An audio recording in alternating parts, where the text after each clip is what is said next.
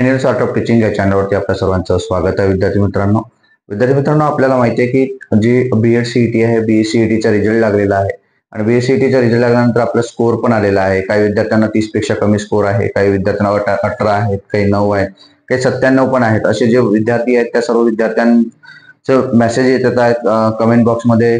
ते कमेंट करत आहेत की सर कॅप राऊंड कधी सुरू होणार आहे, आमचा त्या ठिकाणी नंबर लागेल का, मला गव्हर्नमेंट कॉलेज मिळेल का. याकरिता मी व्हिडिओ पण टाकलेला आहे. विद्यार्थी मित्रांनो, आपले जे व्हिडिओज आहेत ते व्हिडिओ अत्यंत महत्वाचे व्हिडिओ आहेत. त्यात कॅप राऊंड संदर्भात व्हिडिओ आहे, वसतिगृहा संदर्भात व्हिडिओ आहे, नंतर प्रायव्हेट कॉलेज, एडेड कॉलेज आणि गव्हर्नमेंट कॉलेज याच्या संदर्भानं व्हिडिओ आहेत. म्हणजे जे तुमच्यासाठीचे जे महत्वाचे आहे ते महत्वाचा व्हिडिओ आहेत. म्हणजे कोणत्याही शहरामध्ये तुम्ही राहत असाल तर वसतिगृहाची व्यवस्था कशी असणार आहे त्याची जबाबदारी सुद्धा आपण घेतोय, त्याचं मार्गदर्शन सुद्धा आपण डिस्क्रिप्शन बॉक्समध्ये जे लिंक दिलेले आहे, टेलिग्रामची आणि व्हॉट्सअपची लिंक दिलेली आहे, त्यावरून सुद्धा आपण आपल्या प्रश्नांची उत्तरं, तुम्ही प्रश्न विचारू शकता त्याची उत्तर सुद्धा आपण देतो आहे. कॅप राऊंड संदर्भात सांगतो आहे. परंतु आपण पहिल्यांदा माझ्या या चॅनलला आले असाल तर माझ्या या चॅनलला सबस्क्राईब करा, जेणेकरून येणारे जे बीएडच्या संदर्भात जे अपडेट असेल ते अपडेट आपल्याला कायमस्वरूपी मिळत राहील.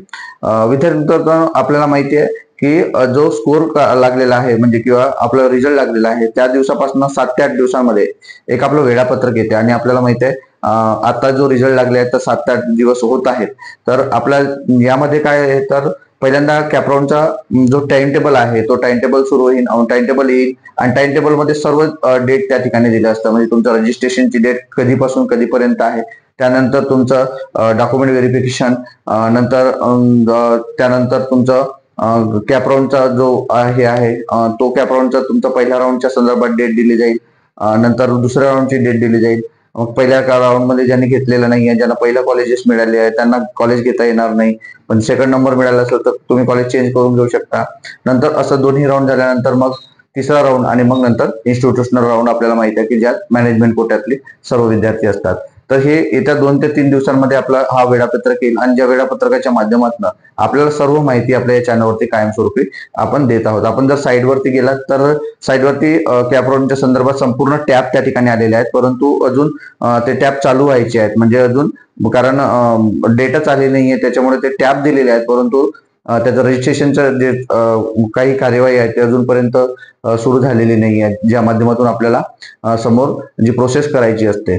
आणि काल अजून एक व्हिडिओ आपण टाकलेला आहे जो बीएड सीईटीच्या संदर्भात, जो 2 तारखेपासून तर 15 तारखेपर्यंत सीईटीचा फॉर्म भरायचा आहे आणि शेवटची संधी आपल्या विद्यार्थ्यांना असणार आहे. तर आपल्या विद्यार्थ्यांपैकी किंवा मित्रांपैकी जर कोणी अजूनही सीईटी दिलेली नसेल किंवा त्यांना बीएड करायचं आहे तर त्यांना सांगून द्या, कारण जेणेकरून त्यांना या बीएड सीईटी मध्ये तुमच्या बरोबर ते बीएड सुद्धा करू शकतील आणि त्यांचा फायदा या बीएडच्या याच्यात होईल.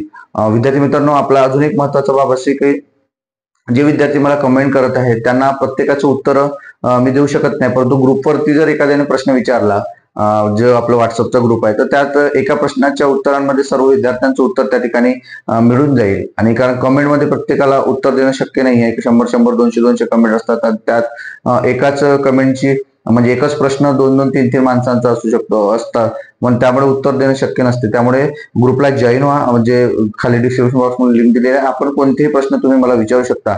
आणि जे विद्यार्थी कॉलेजेस संदर्भात विचारत आहेत, अकोला असतील किंवा अमरावती असेल किंवा पालघर असेल किंवा मग औरंगाबाद असेल, तर हे लक्षात घ्यायचं आहे की प्रत्येक जिल्ह्याच्या ठिकाणी 4 ते 5 कॉलेजेस असे आहेत की जे इनरेग्युलर आहे, म्हणजे ते जावंच लागत नाही. आणि प्रायव्हेट कॉलेज मेजॉरिटी तसेच असतात, जावं लागत नाही, पण गव्हर्नमेंट कॉलेज हे रेग्युलर असतात. म्हणून जरी जास्त स्कोर जरी असला आणि तुम्हाला स्पर्धा परीक्षेचा अभ्यास करायची असेल तर वसतिगृहाची व्यवस्था होते, बीएड सुद्धा होते आणि सोबतच तुमचं रेग्युलर नसल्यामुळं तुम्हाला अभ्यास सुद्धा करता येणार आहे आणि त्याचाच फायदा तुम्हाला टीईटी टेटला सुद्धा होणार आहे. म्हणून ह्या महत्वाच्या बाबी आहेत, त्या लक्षात घ्यायच्या आहेत. आणि जिल्ह्याचे जर तुम्ही जर कॉलेजेस पाहायचे असेल तर तुम्ही जिल्ह्याचे कॉलेजेस त्या गुगलवरती सर्च करू शकता तुम्ही, कारण त्या जिल्ह्यात कोणती कॉलेजेस चांगली आहेत आणि जे प्रॉपर तिथले आहेत त्यांना ते विचारू शकता. कारण 36 जिल्ह्यांची माहिती आपण कोणते कॉलेज कुठे आहे हे शक्य नाही, त्याचे म्हणून आपल्या सर्व विद्यार्थ्यांनी या महत्वाची बाब याची नोंद घ्यायची. आपण सर्व म्हणजे फॉलोअर्स आहात माहिती आहे, परंतु थोडं समजून घेतलं तर बरं होईल. विद्यार्थी मित्रांनो, हेच आजचं अपडेट आहे. कॅप राऊंड साठी येत्या 2 ते 3 दिवसात वेळापत्रक पडेल, पुन्हा आपण त्यावरची व्हिडिओ बनवणार आहोत. ही माहिती जी आहे आपल्याला कशी वाटली हे नक्की कमेंट बॉक्समध्ये कळवा. अशाच अपडेट करता माझ्या चॅनलला आपण सबस्क्राईब करा. धन्यवाद.